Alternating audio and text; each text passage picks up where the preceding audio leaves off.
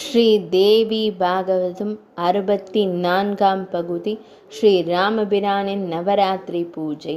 அப்போது நாரத முனிவர் ஸ்ரீ ராமபிரானை தேடி அங்கு வந்தார். அவர் மிக்க துயருடன் இருந்த ராமரை பார்த்து நடப்பவை யாவும் முன் வினை பயனால்தான் நடைபெறுகின்றன என்று புரியாதவனா நீ? ராவணனுக்கு மரண காலம் நெருங்கிவிட்டது. அதுவும் அன்னை சீதையால் தான் அவன் மரணமடைய வேண்டும் என்ற விதி இருக்கிறது. அவனை அழிப்பதற்காகத்தான் நீ பிறவி எடுத்திருக்கிறாய். ராவணனுக்கு சீதை மீது ஏற்பட்ட மோகம் இப்போது தோன்றியதல்ல. முற்பிறவியில் சீதை ஒரு முனிவரின் புதல்வியாக பிறந்து கடுந்தவம் செய்து கொண்டிருந்தார். அந்த சமயத்தில் அவளை கண்ட ராவணன் காமம் தலைக்கேறி அவளை திருமணம் செய்ய விரும்பி அதை வெளியிட்டான். சீதை அதற்கு இணங்காததால் பலாத்காரமாக அவளை அணைத்து தனது எண்ணத்தை நிறைவேற்ற விரும்பினான். அதனால் கோபம் கொண்ட சீதை, துஷ்டனே, எனது விருப்பமில்லாது என்னை அணைத்த உன்னை நான் மறுபிறப்பெடுத்து கொள்வேன் என்று கூறிவிட்டு தீக்குளித்து இறந்து விட்டாள்.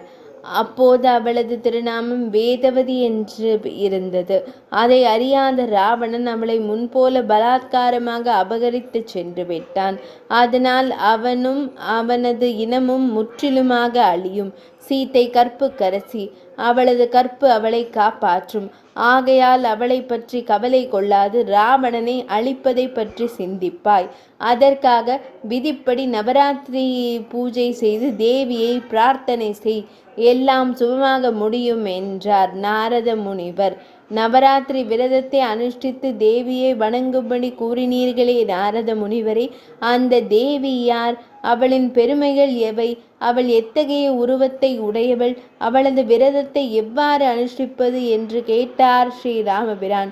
அதற்கு நாரத மாமுனிவர் தேவி யார் என்பதையும் அவளது எண்ணற்ற பெருமைகளையும் நவராத்திரி விரதத்தின் விதிமுறைகளையும் மகிமைகளையும் விவரமாக எடுத்து கூறினார்.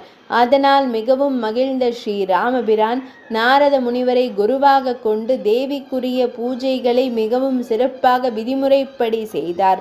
அதனால் மகிழ்ந்த பராசக்தியான தேவி சிம்ம வாகனத்தில் ஏறி ராமபிரானுக்கு தரிசனம் கொடுத்து, ராமரே, தாம் நாராயணரின் அம்சமாகவும் லக்ஷ்மண சுவாமி ஆதிசேஷனின் அம்சமாகவும் பிறந்துள்ளீர்கள். உமது ஒவ்வொரு அவதாரத்தின் போதும் உமக்கு உறுதுணையாக இருந்து அனுகிரகம் செய்துள்ளேன். தேவர்கள் வானர கூட்டமாகி உமக்கு துணை செய்வர். தாம் போரில் அசுரர்களை அழித்து பூமியின் பாரத்தை குறைப்பதற்காகவும் அவதரித்துள்ளீர்கள் என்று கூறி மறைந்தாள். அதன் பின் ஸ்ரீ ராமபிரான் நாரத முனிவரை பணிந்து நன்றி கூறினார்.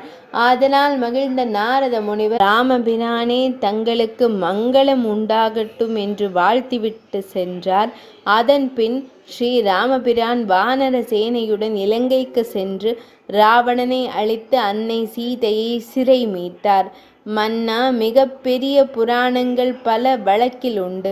எனினும் அவையெல்லாம் பாகவத புராணத்திற்கு ஈடாகாது என்பது எனது கருத்து என்று சூத முனிவர் கூறினார்.